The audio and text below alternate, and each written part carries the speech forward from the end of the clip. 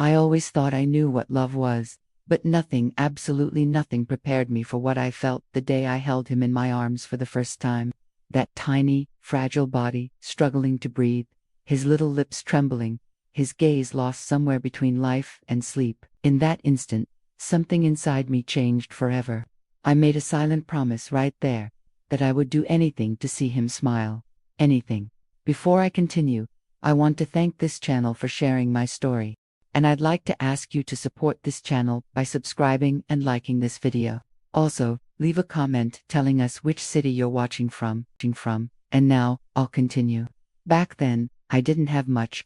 We lived with the basics, but we had each other. And to me, that was enough. I'd wake up early, put the coffee on, and while he still slept, I'd just watch his little face. It felt like the whole world fit inside that small room, in that faint breathing, in that love that I had no idea how much it would cost. He grew fast, learned to talk before his time, to run before he knew how to fall. He was full of energy, curiosity, dreams, and I, foolishly, thought life was finally being kind to me. But fate, it never warns you before it turns its back. It started with a cough, small, almost harmless. Then came the fevers, the nausea, the exhaustion. I took him to one clinic, then another, and another. No one could tell me what it was. I saw the nurse's eyes, that look of people who know something's wrong but won't say it. The nights grew longer. He'd wake up crying, saying he was in pain. And I felt useless. No mother should ever feel that way, helpless in the face of her child's pain. It was a Friday afternoon when the truth came. The doctor called me in to talk, and his voice sounded distant, as if I had been pulled out of my own body. Words like expensive treatment, possible hospitalization, uncertain outcome, echoed in my mind. I remember holding the diagnosis paper with trembling hands. Outside, the sun was still shining, but inside me, everything went dark. That night, I sat on the floor of his room and held him close. He was asleep, tired, his tiny body warm, his skin pale. And there, I made my promise. I promised I would fight, that I would sell everything if I had to, that I would find a way, any way, to heal him, to watch him grow, to see that smile again. And I did. The next day, I sold the television, then the washing machine, the nicer clothes, finally, the house. People asked if I'd lost my mind, and maybe I had, but there are things only a mother can understand. When love is greater than fear, reason becomes a detail. We moved into a rented room, small, damp, a mattress on the floor, a weak light, the smell of mildew. But I'd look at him and think, as long as you're breathing, I still have everything. In the morning, I worked washing clothes for others. In the afternoon, I was with him during treatments. At night, I sewed until my hands bled. I slept little, cried in secret, but never in front of him. In front of him, I smiled, because he needed to believe everything would be okay. And when he asked me, "Mom, am I going to get better?" I always answered without hesitation, "Yes, sweetheart. God's taking care of you." The truth is, inside, I was falling apart. The days dragged on between appointments, exams, and debts. I wrote everything down in an old notebook, afraid I might forget a payment, but what kept me up at night wasn't the money, it was time. I was terrified time would run out before Faith decided to act. And every time I thought I couldn't take it anymore, I remembered my promise, that silent voice inside me whispering, "You'll fight, until the end." People said I was getting thinner, looking worn out, but I didn't even look in the mirror anymore. My life was him. And the worst part was, even when hope wavered, I couldn't let it show, because a mother's fear has to stay inside her chest, never on her face. One day, the doctor called me in again. This time, his eyes looked different, lighter. He said the treatment was working, that my son was responding, that there was a chance of recovery. I didn't cry there. But when I left the hospital and looked up at the sky, I dropped to my knees on the sidewalk and cried everything I'd been holding back for months. It felt like God had given me my breath back. My boy came home, weak, but alive. And even though we had nowhere else to return to, I knew every sacrifice had been worth it. But the price, I still didn't know. Because sometimes, when life gives back what you love, it collects later in installments of pain. And my payment was still to come. He survived. But what I didn't know was that years later, what would threaten his life wouldn't be a sickness of the body, but a sickness of the heart. When I search my memory, I can still feel that moment, The way time froze in that doctor's office. He was talking, but all I could hear was the ticking of the clock on the wall. Tick-tock, as if every second was a sentence being passed. He used words I had never heard before, complicated, technical, cold. But I understood the only thing that mattered. My son was sick, and the treatment would be expensive. Very expensive, he said, as if it were just another detail. I remember asking how much it would cost. He answered with a number. And that number was higher than anything I'd ever seen in my entire life. I left the hospital holding a piece of paper and a hole in my chest. The wind blew hard, but it felt like it was coming from inside me. I was cold, even under the sun. When I got home, he was asleep. That fragile little body, those pale cheeks. I ran my hand through his hair, and did the only thing a mother can do when there's nowhere left to run. I prayed. I didn't ask for money. I didn't ask for a miracle. I asked for strength. Just strength. That night I decided to sell everything. I started with the television. The neighbor bought it for an unfair price, but I didn't argue. Then I sold the fridge, the washing machine. And finally, the house where he'd taken his first steps. The realtor looked at me with pity. But I didn't need pity, I needed money. Every cent meant another minute of life for my son. With the money, I started the treatment. Hospitals, trips, imported medicines. I couldn't understand the labels, but I knew how to read the doctor's eyes. And every look said the same thing. Be prepared, but I refused. There's no way to prepare yourself to watch your child suffer. On good days, he played. On bad days, he only cried. And I cried too, but with my face turned away, so he wouldn't see. We slept on a mattress on the floor, because there was no furniture left. Even so, every night I whispered, "Thank you, Lord, because he's still breathing." The neighbor offered to help, said I could make some money washing clothes. I accepted. In the morning, I left him with a woman down the street. In the afternoon, I went back to the hospital. At night, I washed clothes until my hands cracked open. I counted coins to pay for the bus fare, and when I didn't have enough, I walked. At the hospital, I learned to recognize other mothers' eyes, all with that same tired light, that same mix of fear and hope. Sometimes we exchanged glances, and no words were needed. The pain spoke for us. There were days when he seemed better. Others, he'd worsened for no reason at all. And I learned to live on that roller coaster of fate. Every smile of his was a miracle, every fever, a nightmare. The doctor would say, "He's strong, but his body needs help."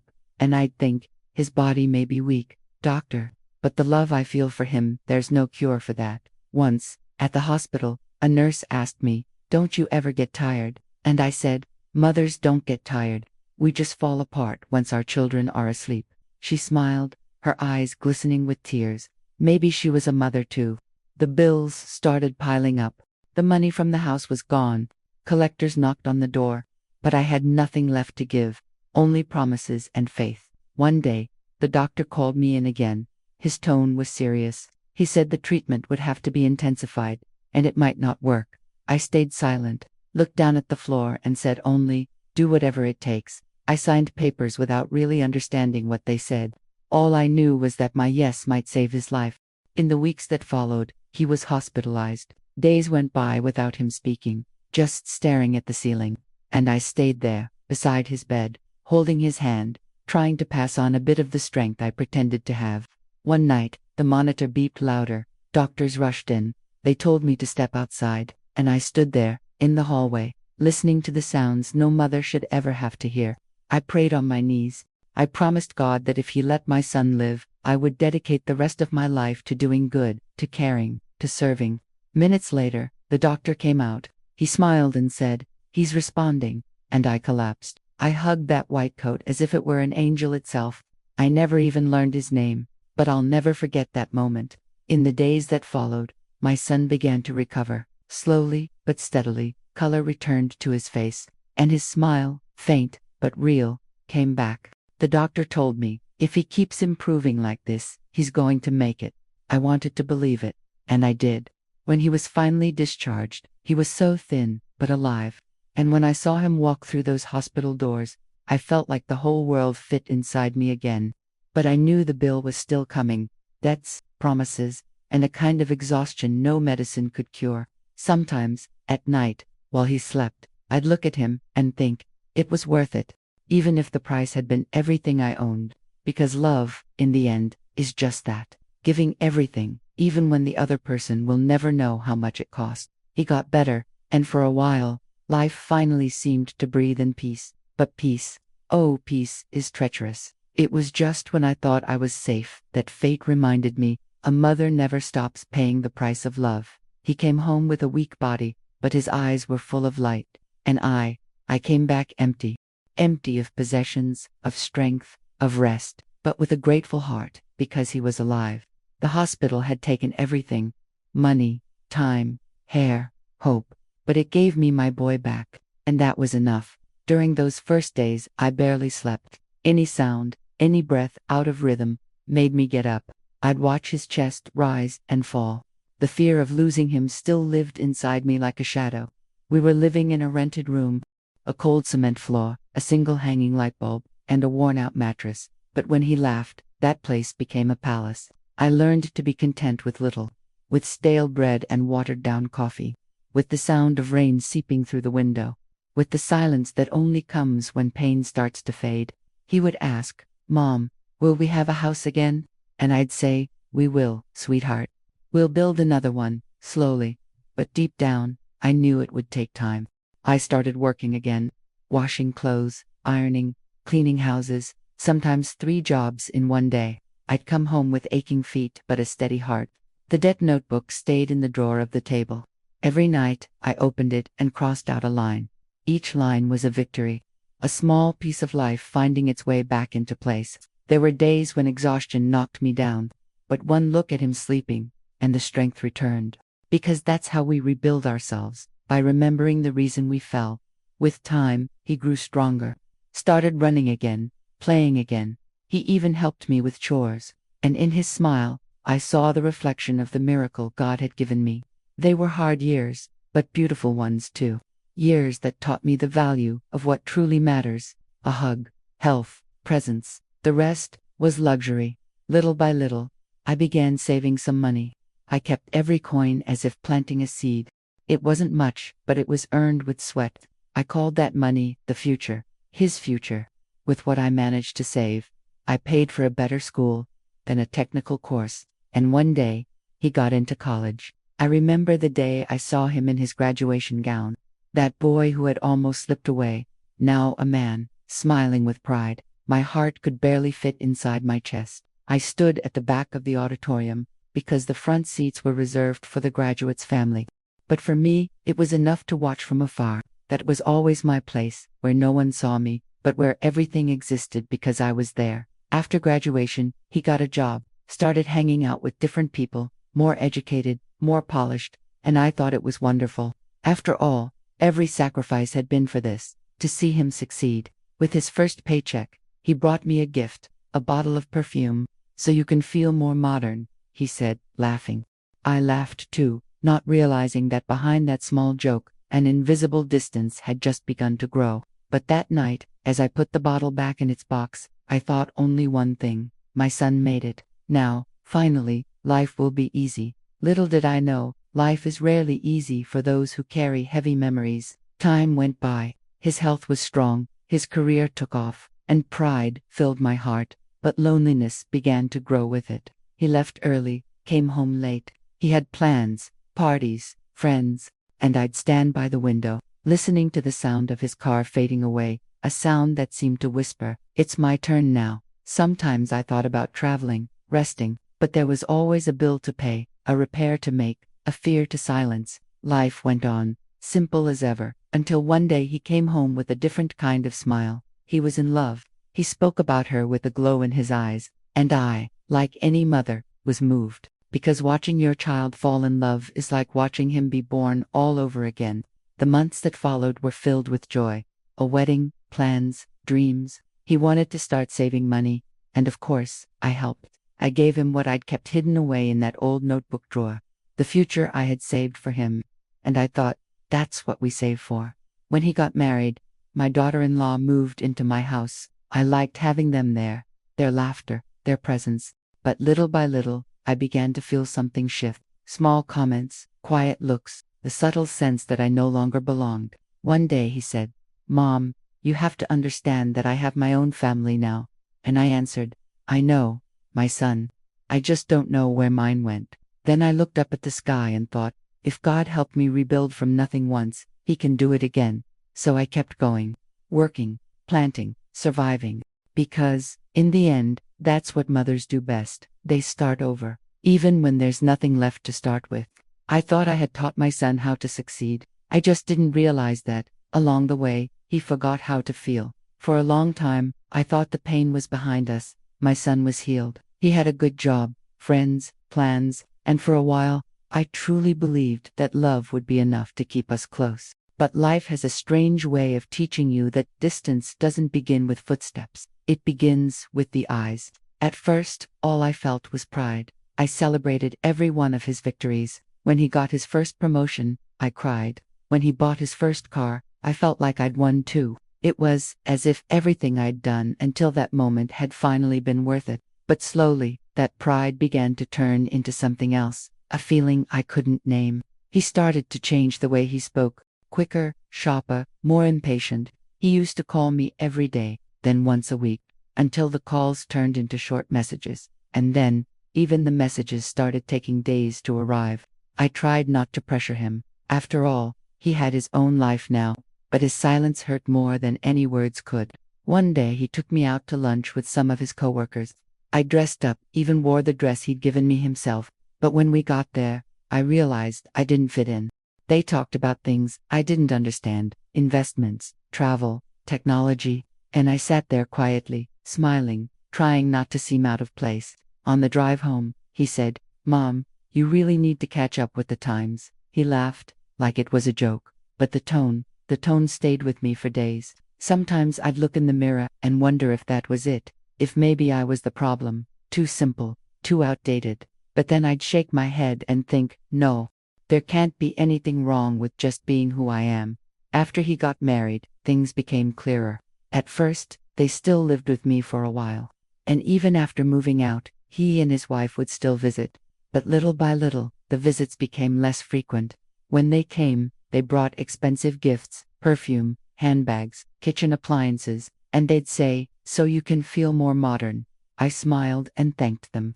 But what I really wanted was time, a long cup of coffee, an unhurried hug. Then, one Sunday, in the middle of lunch, he said something, without realizing the weight of his own words. "Mom, you should be more like Victoria's mother." I froze, and quietly asked, "And what is Victoria's mother like?" He replied, "Oh, she's elegant, you know. She speaks well. She knows about everything." I pretended it didn't hurt, but that night, when I was alone, I cried softly so no one would hear. Because I understood what he really meant, that I no longer fit into his world. Even so, I kept helping. When his car broke down, I paid for the repairs. When his loan payments fell behind, I sold what little I had saved to help him. He always said he'd pay me back. He never did, and I never asked. Because mothers don't lend, mothers give. Little by little, the pride I once felt started mixing with a quiet kind of sadness. I'd look at him and no longer see that sick little boy full of fear. I saw a handsome, confident man, but one whose heart seemed farther away every day. I began to realize he was ashamed of me. Small things. At restaurants, he'd ask me not to talk so loud. In pictures, he'd place me at the edge. Once, at a party, one of his friends asked, "Is this your mom?" And he answered with a quick yeah, barely glancing my way. That was the moment something inside me broke. Not because he was ashamed of me, but because, for the first time, I felt ashamed of still loving him so much. Our relationship grew cold. His house became forbidden ground. I always called before visiting, and even then, sometimes he'd say it wasn't a good time. When he did answer, the calls were short. "You okay, Mom?" "I'm fine, son." "All right then. Take care." And he'd hang up. The calls became rare, the visits almost non-existent. Still, I celebrated every small reminder. A voice message, a happy birthday, for a mother. Sometimes a simple hi is enough to survive another month. One day, a neighbor asked me, "Does your son still come visit you?" I smiled and lied. "Yes, he does. He's just been very busy." But deep down, I already knew he wasn't busy. He was just far, far from me, and from everything that reminded him where he came from. I thought time would fix it. That one day, He'd come home, but time didn't heal anything. It only taught me how to wait without hope. And then came the final blow, a sentence spoken without thought, on an ordinary afternoon, at a lunch that should have been just another lunch. "Mom, you live in the past." That was the sentence, the point of no return. I looked at him, wanting to respond, but I couldn't, because maybe he was right. My present was him, and he wasn't there anymore. I didn't know it then, but that lunch would be the last time we'd sit side by side as mother and son. After that day, his love began to feel heavy, and mine began to hurt. After that lunch, something changed between us, not all at once, but like a crack that grows slowly, until the sound of it splitting becomes impossible to ignore. He started treating me with a strange kind of gentleness, polite, but distant. The way you speak to someone you respect, but no longer love in the same way. His visits became rare, and when I showed up, there was always something wrong.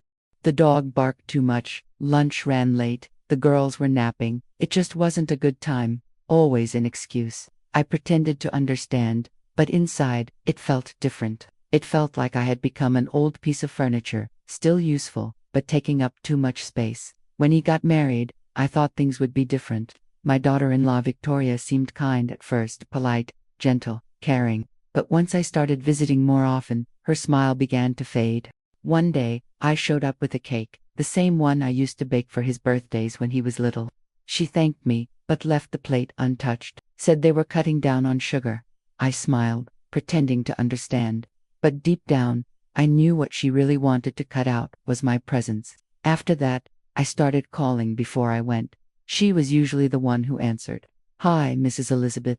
How are you?" "I'm fine, dear. Can I stop by today?" "Oh, it's just that Peter's really tired. Maybe another day." And that another day never came. Even so, I kept trying. I'd leave cakes at their building's front desk, little notes that said "miss you," not out of pride, out of love, because a mother's love doesn't understand the word intrusion. It only knows how to stay close. But over time, I began to feel ashamed of trying. Every time the phone rang and went unanswered, every time a message was left unread, something inside me withered a little more. But mothers take a long time to understand. No, we always think it's just a phase. Then one day, he showed up unexpectedly, knocked on my door and walked in. He looked serious. I sat at the table, my heart already tight in my chest. "Mom, you know I love you, right?" When someone starts like that, it's because what follows will hurt. I just nodded. "But I think you need to give us a little more space." I stayed silent. He went on. "Victoria thinks you've been coming over a lot. And sometimes the things you say don't really match how we want to raise the girls." I didn't say a word, because whatever I said would have been taken as drama. And by then, I was already the emotional one, the mother who feels too much. He looked at me, waiting for a reaction. But I just stood up, picked up a cloth, and began wiping the table. "I understand, son," I said softly. "It's your home." He looked relieved, kissed my forehead and left. But when the door closed, I fell apart. It wasn't the request for space that hurt. It was the way he said it. The realization that I had raised a son who thought love needed to be scheduled. In the months that followed, the distance became routine. I sent messages. He replied with an emoji. I sent old photos. He liked them without a word. And when he came by, he talked more about work than about life. One afternoon, I asked if I could see my granddaughters. He sighed and said, "Mom, I think it's better to wait a bit. They're still too young, but I'm their grandmother," I said. He looked away. "It's just, I want them to grow up around good examples." For a moment, I thought I'd misheard him. But no, he repeated it. Good examples. I felt the ground disappear beneath me. Good examples. Me, the one who gave him everything I had, and everything I didn't. Me, the one who scrubbed floors, sold my home, and forgot who I was, just to remember who he was. I took a deep breath, smiled, to hide the tear that insisted on falling, and simply said, "Of course, son. You know what's best." But when he left, I looked at the photo of him as a little boy, the one in the hospital gown, holding the teddy bear, and I thought, what kind of example was I? Maybe too much love can also teach selfishness. That night, I wrote a letter, not to him, to God. I asked him to help me understand what I was living through, because there's no pain more silent than being left alive by the one you would have died for. I kept trying. Christmas, birthdays, special occasions, always a gift, a note, a gesture, and silence. In return, the neighbors noticed. Some asked, others avoided the subject. I'd answer with a smile, "He's doing well, thank God." Because no matter how much it hurt, I still believed that love was a verb you could conjugate alone. But loneliness is patient. It seeps in through the cracks, settles in your memories, and before you know it, it's become company. Until one day, the news came. News I never thought I'd hear. He hadn't just pushed me out of his life. Now, according to the lawyer, he wanted what was mine. And once again, I would have to fight, not for my son's life, but for my own. After that day, silence became routine. A silence that didn't scream, it just weighed. It weighed on the days, the nights, the walls. The phone stopped ringing. When messages came, they were cold, short, too polite to be from a son. I tried to fool myself, told myself he was busy, that life was hectic, that time would eventually put everything back in its place. But deep down, I knew time doesn't heal distance. It only makes it more comfortable for the one who leaves. The house felt small and large at the same time. Small, because there was no life inside it anymore. Large, because the echo of emptiness filled every corner. I kept working, sewing, doing whatever I could to keep my hands busy. But hands miss what they once held. And mine missed him. Sometimes, I spoke to myself, whispered his name softly, as if he might suddenly appear in the kitchen, smiling like before. But nothing happened. So I began talking to God instead. Long, intimate conversations, almost whispered. I didn't ask for anything anymore. Only that he'd give me a reason to keep going. Then one day, the news came. A brown envelope left under my door. My name written by hand. I opened it slowly, and there it was. A court summons. The world stopped. The words seemed to dance before my eyes. It took me a while to understand what I was reading. My son, my own son, had filed a lawsuit against me. I read it over and over, thinking it had to be a mistake. But it wasn't. The document said he was claiming the money I had saved. The same money I'd built up after he recovered. Cent by cent, for emergencies, for old age, for peace. He claimed that the money was his, by right, that I had saved it with his future in mind, and therefore, it belonged to him. I felt my body go cold, had to grab onto a chair to keep from falling. The same son for whom I'd sold my house, my health, my pride, now wanted the little I had left. I didn't sleep that night. My head was spinning, my heart heavy. It felt as if time had turned back, as if I were once again sitting in that hospital room, waiting for someone to tell me whether he would live or die. But this time, the illness wasn't in the body. It was in the soul. It was the sickness of the heart. I went to see a lawyer, a simple man, with a calm voice. I explained everything. He looked at me silently for a moment, then said, "Do you have proof the money is yours?" I nodded. "I have the receipts, and a lifetime of work." He gave a sad smile. "Then you have enough." The days that followed were long. Letters, documents, hearings. I felt lost among words I didn't understand. Movable assets, usufruct, restitution, cold terms for something that, to me, was simple. It was what remained of my dignity. On the morning of the first hearing, I woke before dawn, put on my plainest clothes, tied my hair back, and looked in the mirror. The wrinkles seemed deeper, my eyes duller. But what hurt most was the look itself, the look of someone still hoping it was all just a misunderstanding. When I walked into the courtroom, he was already there. An expensive suit, confident posture. For a moment, I thought about hugging him, but he didn't look at me. He just scrolled through his phone, as if I were a stranger. The judge entered, and the hearing began. Words flew around the room, cold, impersonal. Plaintiff, defendant, appeal, property. But all I could hear was the sound of his childhood, his laughter, his little voice calling, "Mom." At one point, his lawyer spoke loudly. "My client claims that the funds in question were intended as an inheritance, set aside for him since childhood." I wanted to scream, to say no, that the money was my sweat, my sleepless nights, my pain, but I stayed quiet. Because even when a mother loses, she loses with dignity. When the hearing ended, he walked past me without a glance. The scent of expensive cologne, the steady stride, the absent heart. I walked home slowly. The wind seemed to mock me. Each step felt heavier than the last. I sat on the porch and stayed there, watching the sunset, the sky painted orange, as if God were still trying to comfort me. I reached for the old notebook, the one where I'd written every debt, every payment, turned its pages slowly. There it was, the story of my life. Each crossed outline a battle I had won, and now I would have to fight once more. But this time, it wasn't for my son's body.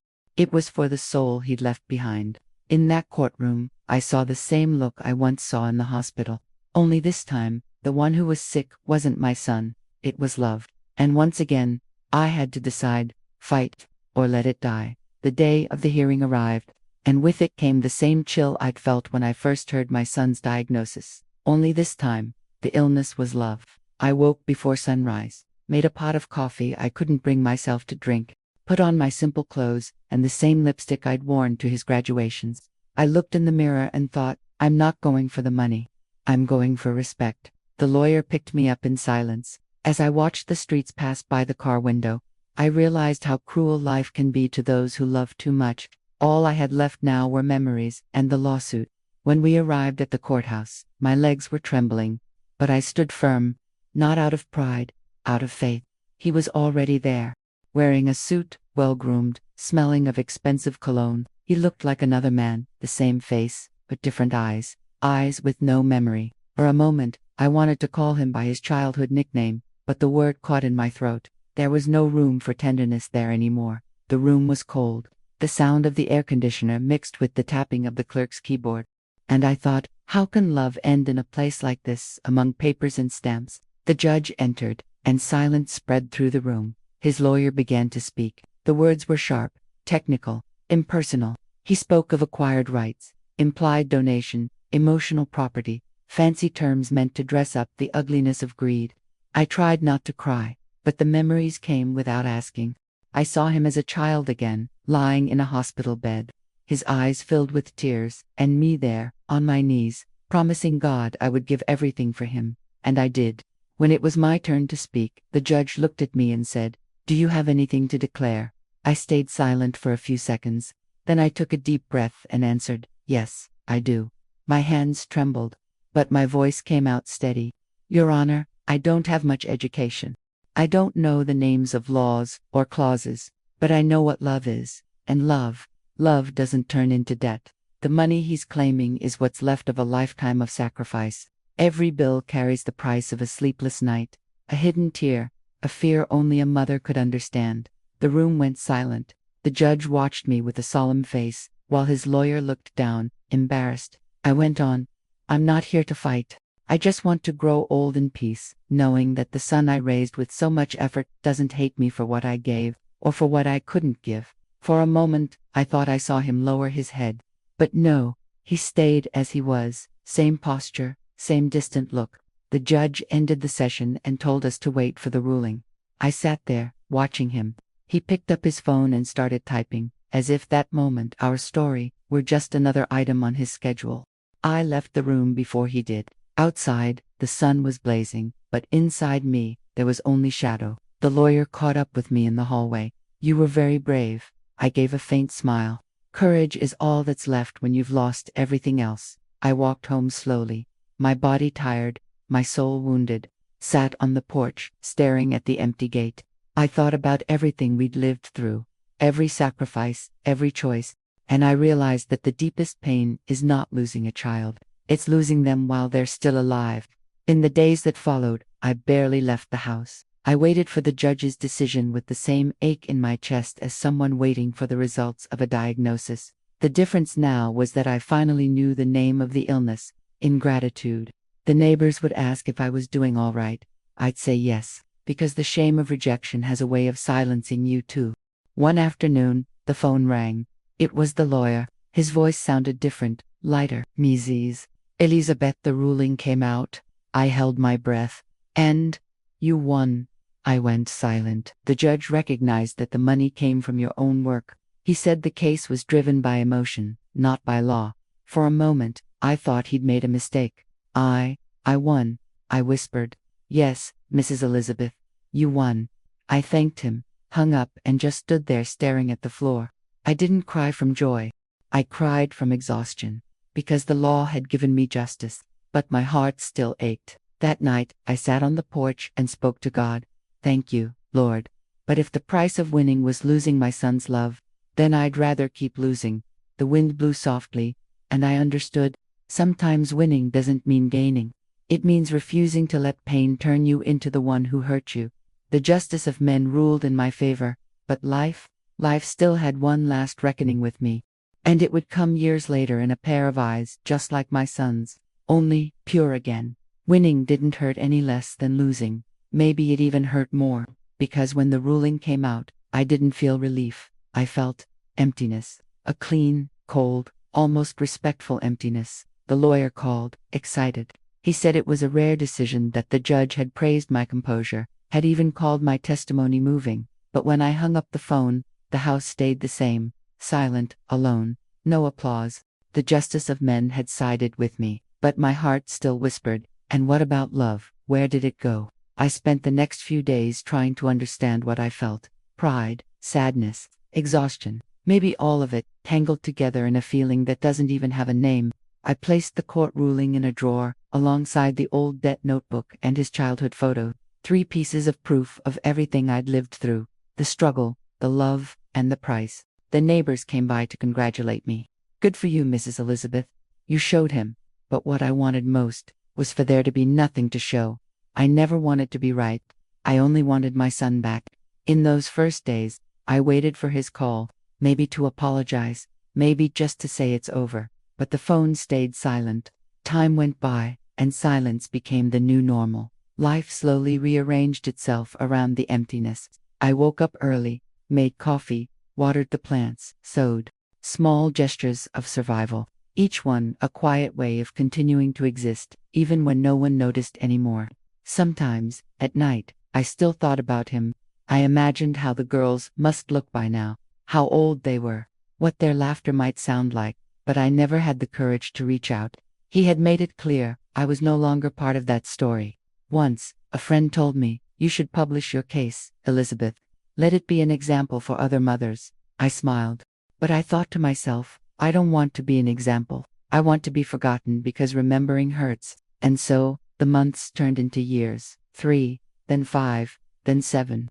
Time washed the wound, but didn't heal it. That's what time does. It doesn't erase pain. It just changes its color. On Sundays, I still made lunch for 2, out of habit. Set 2 plates, 2 sets of silverware. I'd eat slowly, staring at the empty chair across from me.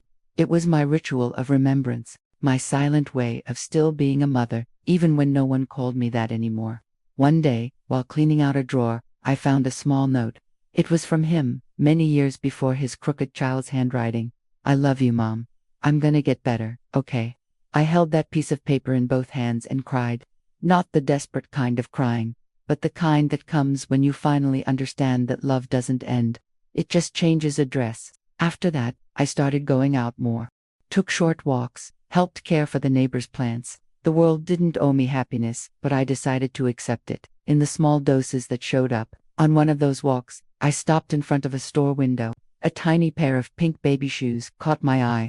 I stood there for a long time, not realizing how much time had passed. And for the first time in years, I smiled. Because that's what a smile is, a brief flash of what the heart once was.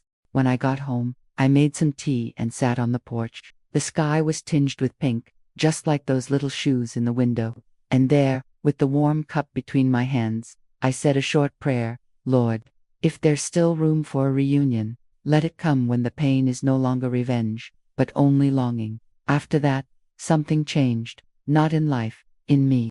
I began to live at peace with what never happened, and I learned that sometimes forgiveness begins even before the apology arrives. I didn't know it then, but that apology was on its way. Years went by, and one ordinary afternoon, when the past seemed fast asleep, I heard 2 small, curious voices knocking on my door. "Good afternoon, ma'am. We're collecting clothes for poor children."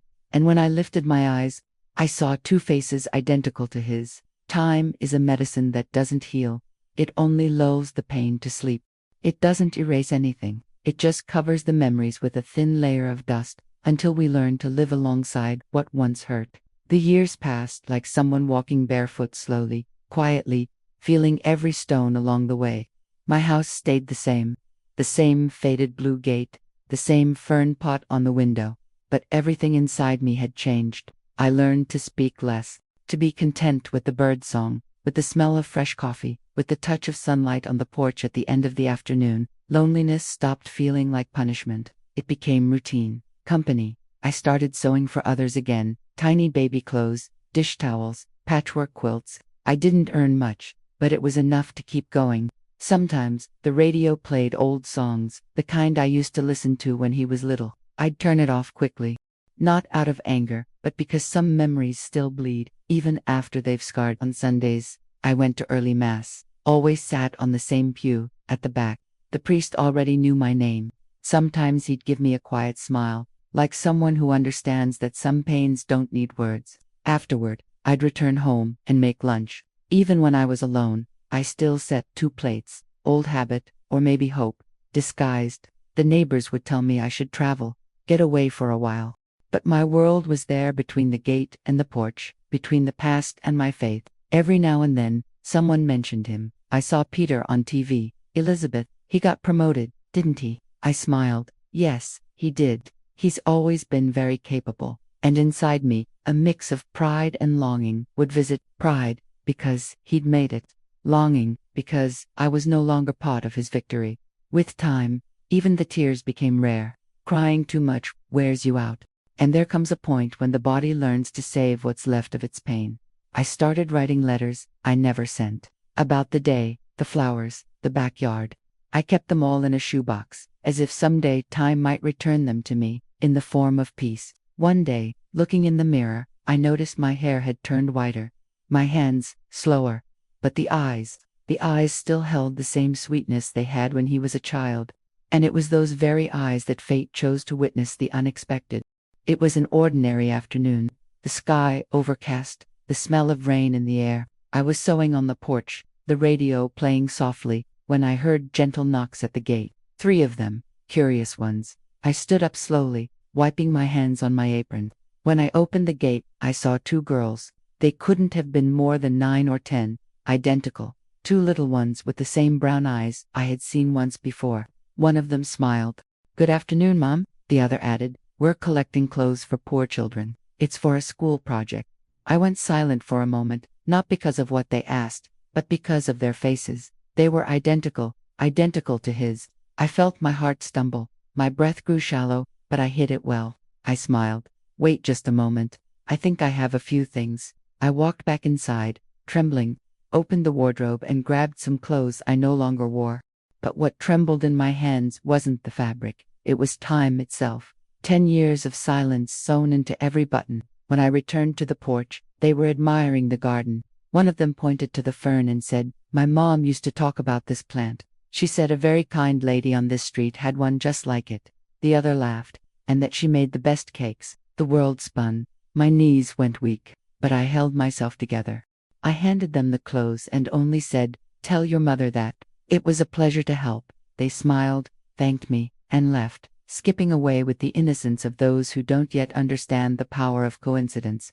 I stood there at the gate, watching the 2 of them walk away, eyes filled with tears, heart beating in a rhythm I hadn't felt in years. And for the first time in a very long while, I felt that something was about to change. I couldn't stop thinking about them the rest of the day. Those faces, those voices, it was as if time had given back what it once took away, but in duplicate. And I didn't know it yet. But those 2 little girls at my gate were about to return to me the faith that life had stolen. That night, after they left, I couldn't sleep. I lay there, staring at the ceiling, listening to the rain tapping against the window. The sound of the world felt more alive, as if something inside me had been stirred awake. When I closed my eyes, I saw their faces, the same brown eyes, the same curious way of speaking. It was impossible not to see his reflection in them. My little boy, before life, had hardened him. I tried to convince myself it was just a coincidence. But the heart doesn't believe in coincidence when it recognizes its own blood. In the days that followed, I couldn't stop thinking about them. I'd take my cup of coffee, look toward the gate, and wonder if they would come back. My heart waited, like someone expecting a visit that might never come, but tidying up the house just in case. And one day, they came back. It was a sunny afternoon. I was sweeping the sidewalk when I heard those little voices again. "Hi, ma'am. We came back." I looked up and there they were, smiling wide, their braids bouncing in the breeze. "Hello," "My sweet girls, do you remember us?" one of them asked. "How could I forget?" I smiled. "Come in for a bit, are you thirsty?" They looked at each other and nodded. I made some juice, cut a piece of cake, the same corn cake I used to bake for their father when he was little. While they ate, they looked around, curious. "Your house smells so nice," one said. "It smells like cake and flowers," added the other. I laughed. "I think it smells like memories." They laughed too, not really understanding. And just like that, between laughter and crumbs of cake, a friendship began. In the days that followed, they started showing up often, sometimes to collect donations, sometimes just to talk. They'd sit on the porch and tell me stories about school, friends, and dreams. I listened to every word, every gesture, every smile of theirs was a small piece of what life had once taken from me. And without realizing it, my heart began to open again. One afternoon, one of them asked, "Do you have kids?" The question came out simple, innocent, the kind only a child can ask. Silence hung in the air for a moment. I took a deep breath and said, "I had one." "Where is he?" the other asked. "Out there somewhere, living his life." They went quiet, watching me with those same curious eyes. "He doesn't come visit you?" "Not much, sweetheart. But it's all right." I lied. They glanced at each other, and one whispered softly, "I think he should. You look like you miss him." I smiled and hid the tear that threatened to fall. Children have a gift. They see what adults pretend not to notice. When they left, they tucked a little note into my hand. "Thank you, Mrs. Elizabeth. We really like you." I folded that paper and placed it inside my Bible, not as a keepsake, but as a prayer answered. After that, time began to move differently again. I no longer waited for the past. I waited for the future. I waited for the voices on the sidewalk, the laughter at the gate, the quick footsteps climbing my stairs. And with every visit, a new seed began to sprout inside me, a seed of love, a seed of forgiveness. Until one day, they arrived, holding something in their hands, a cardboard box filled with children's clothes. "It's our last collection of the year," one said. "The teacher's coming to pick it up tomorrow." "And we wanted to thank you," added the other. "Mom said you're a very kind lady." My heart tightened. "Mom," the word echoed through me like an old prayer. "And who is your mom?" I asked, trying to sound casual. "Victoria," the younger one replied. The world stopped. The ground vanished beneath me for a second. The sounds of the street, the birds, the wind all disappeared. Victoria, the same. His wife, the woman who had closed the door on me. I pretended to stay calm, forced a smile. "Ah yes, your mother is very beautiful," I managed to say. They nodded proudly. "Everyone says that." And they laughed, innocent, unknowing. When they left, I stood by the gate until they turned the corner. My heart was pounding, my hands cold. I sat on the porch, looked up at the sky, and cried. But it wasn't a cry of pain. It was of wonder. The kind that comes when you realize God weaves with threads you thought you'd already thrown away. Because without knowing it, my own blood had come knocking at my door. That night, I understood. Fate didn't owe me an apology. It owed me a meeting. And those two little girls at the gate, they would come back again. But next time, they wouldn't come just for clothes. They'd come for the truth. After that day, I spent nights without sleep. I couldn't get the name out of my head. Victoria. It was as if the past had come back, not as a memory, but in flesh and bone, with small hands, sweet eyes, and a child's voice. I knew the girls would return, not by instinct, but by faith. And when they did, a few days later, it felt like all of time had been holding its breath, waiting for that moment. They arrived laughing, as always, bringing colorful drawings and the joyful noise of childhood. And for the first time in many years, my house sounded alive again. "You smell just like Grandma's house," one of them said. I smiled. "And what does Grandma's house smell like?" "Like cake, soap, and flowers." I swallowed hard. It was the same smell he once said he missed. Our friendship grew. There were more afternoons, more cakes, more laughter. But fate, oh fate, always finds a way to push the truth to the surface. It began with a simple neighborhood conversation. I was sweeping the sidewalk when Mrs. Mary, the neighbor across the street, called out to me, "Elizabeth, did you know those girls are Peter's daughters?" The blood drained from my face. "What? They're his kids with that woman, Victoria. They always tell people at school they have a grandmother their dad doesn't let them visit. And, well, it sounds like that grandmother is you." I couldn't breathe. The broom slipped from my hands. Mrs. Mary looked at me with pity. I knew it, Elizabeth. I knew fate wouldn't leave things like that forever. I went inside, stunned, sat in a chair, and stared at nothing.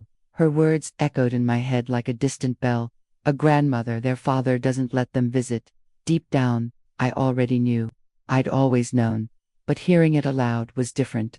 It's like watching a mirror shatter, and still seeing your reflection in the pieces. In the days that followed, I tried to act normal. But each time the girls knocked on my door, my heart melted a little more. They didn't know, and I didn't want to be the one to tell them, until fate decided for me. It was a gray afternoon. A fine rain was falling, and the smell of wet earth filled the house. They showed up soaked, laughing, their hair plastered to their foreheads. They brought me a cake. Mom sent it. Mrs. Elizabeth, how lovely. Please thank her for me. We sat and talked for hours. They told me everything about school, tests, dreams, and between one laugh and another, one of them asked, "Did you know our dad has a mom he doesn't talk to anymore?" The world stopped. The sound of rain vanished, and for a moment, my heart forgot how to beat. The other one added softly, "We heard Mom, on the phone, saying that this mother did everything for him, but that he still won't forgive her." I felt my throat close. My voice wouldn't come out. My hands were shaking. But I smiled, a painful smile, the kind that hides the soul instead of revealing it. "Is that so?" I asked. "And what do you think of this mother?" "We think she must be very kind," one of them said, "because Dad doesn't talk about her much, but when he does, he cries." The tears came before I could stop them, but somehow, they didn't seem surprised. They just came closer and hugged me, a light, warm, honest hug, and in that embrace, something inside me broke and healed at the same time. In the days that followed, they came back often. Each visit brought deeper conversations, and little by little, I realized that the truth was being born inside them. Until one day, the younger one, the talkative one, showed up alone. She was holding a crumpled photograph. "I found this in Dad's room," she said shyly. "It's you, isn't it?" I took the photo. It was me, years ago, smiling, holding him in my arms when he was still a little boy. My heart raced. I looked at the girl, and I couldn't lie. The words came out soft, but whole. "Yes, sweetheart, it's me. I'm your father's mother." She went quiet, looked at me for a long time, her eyes filled with tears. "So, you're my grandma." I couldn't answer. I just cried. She cried too. And in that moment, time stopped being cruel. It became a witness. The next day, both of them came together. They already knew everything. They said they'd told their mother, and that she hadn't reacted badly, just asked them not to say anything yet. But their father was in shock. "He got mad, Grandma," they whispered. "He yelled. He left the house." The word grandma struck me like lightning. After so many years, hearing it again felt like breathing for the first time. Days later, the inevitable happened. He came. He arrived by car, at night. The sound of the engine made me tremble. When the gate opened, time seemed to rewind. The same face, more tired, harder around the edges, but still the same. We stood face to face in silence. He tried to speak, but his voice broke. "Mom," the word came out trembling, almost like a plea. "I didn't know they were coming here. I didn't know there was still an us, Peter." He lowered his head, his eyes filled with tears. I did everything wrong, and for the first time, I didn't try to comfort him. I let him cry. I let him feel the weight of his own regret. After a while, I simply said, "The girls aren't to blame." "I know. Neither am I," he cried harder. And I, with my heart in pieces, realized that maybe this was the miracle I had prayed for without words. Because sometimes, forgiveness isn't a choice. It's the only path left to keep from dying on the inside. That night, he stayed for dinner. We ate in silence, the kind of silence shared by people trying to remember the taste of a life they'd forgotten. And when he left, he placed something on the table, a small photo of the girls, with a handwritten note that said, "They want to call you Grandma officially." I read it, and I understood. Time had finally surrendered to love. The next morning, I found the photo on the table. The two girls were smiling, cheeks flushed, their arms wrapped around each other. In the corner, his handwriting shaky, uncertain, so different from the firm script of a man who once always needed to be right. "They want to call you Grandma, officially." I read it again and again. My heart tightened, and I cried. Not the tears of pain. Those had long since run dry. This was a different kind of crying. The kind that comes when the heart realizes it's finally been heard, even without ever having screamed. The day moved slowly. I tidied up the house, made lunch, dusted the furniture, as if I were preparing the stage for a new beginning. And by late afternoon, the gate opened. It was him. No hurry, no mask, no weight of pride. We stood there looking at each other for a long moment, like two survivors trying to recognize one another after a war. He came in. The smell of fresh coffee filled the room. I sat across from him, hands in my lap, heart calm. "I didn't come to apologize," he began, "because I don't think any apology could cover what I've done." I stayed quiet. He went on, "But I needed to come. I needed to look at you and say that I'm sorry, not just for the lawsuit, or the words, but for forgetting where I came from." His eyes filled with tears. I thought success meant getting away from everything that reminded me of being poor. But what I really did was run away from everything that reminded me of who I was. I closed my eyes for a moment. The sound of his voice felt like it was coming from another time, from the little boy who once held my hand and promised never to let it go. I took a deep breath. "Son, life teaches us things, not always when we want, but when we need it most." He bowed his head, and for the first time in a very long time, I felt the urge to touch his face. I ran my fingers along his chin, just like I used to when he was little. He closed his eyes, and time stepped back. "Mom," the word came out as a whisper. "I was ashamed of you." "I know," I said softly, without anger. "But I was never ashamed of you," he cried. "Not from guilt, but from relief." And I let him cry. Because forgiveness doesn't happen in a single moment. It happens in the silence between two souls that recognize each other after being lost for too long. We stayed there, side by side, until the sun went down. There was nothing left to say. When the girls came home, the scene was simple and perfect. They ran to me, shouting, "Grandma." The sound echoed through the house like a blessing. He watched in silence, and for the first time in many years, I saw him truly smile, a tired smile, but sincere, filled with remorse and gratitude. After dinner, he helped me wash the dishes. Each plate washed seemed to wipe away a piece of the past. Each small gesture was a new beginning. Before leaving, he stood at the door, looking at me. "I wish I could do something to make up for everything." I smiled. "What I wanted most, you've already done." "What's that?" "You came back." He hugged me. A long, tight hug, as if he were afraid of losing me again. And there, in that embrace, time lost all its power. There was no past, no hurt, no guilt, only love, the same as before, just wiser, deeper. When he left, the sky was full of stars. I looked up and whispered a thank you. I didn't ask for anything more. Because when you find the love you thought was gone, you realize you already have everything. That night, I wrote a sentence in my notebook. "Forgiveness doesn't change what happened, but it changes what happens inside us." And I slept in peace, knowing that, at last, love had found its way home. The following week, he came back again. But this time, he didn't come alone. He brought the girls by the hand, and an idea that would change the rest of my life. "Mom, I want to help you turn this house into a place that heals what we once didn't know how to love." The following week, he came back, but this time, he didn't come alone. He arrived holding the girls by the hand, both of them in bright, colorful dresses, laughing as if the world had just begun. My heart could barely contain itself. It was the scene I'd imagined 1,000 times and never thought I'd see. They ran to me. "Grandma." The word echoed like a prayer. So simple, so miraculous. He stood by the door, watching. His expression was different now. Lighter, humbler, more human. When the girls went inside, he took a deep breath and said, "Mom, I've been thinking." "What is it, son?" "You've spent your whole life caring for me, for others, for pain that wasn't even yours." And I started thinking, maybe now it's time for us to care together. I stayed quiet. He went on, "This house has space. It has history. Why don't we turn part of it into a place that welcomes children who need help? A space for those fighting the same way you once fought for me." His words pierced through me like light. For a moment, I couldn't speak. The tears came before the words. "You mean, a shelter?" "Yes, Mom. We can start small. A room, a little area. We'll grow from there."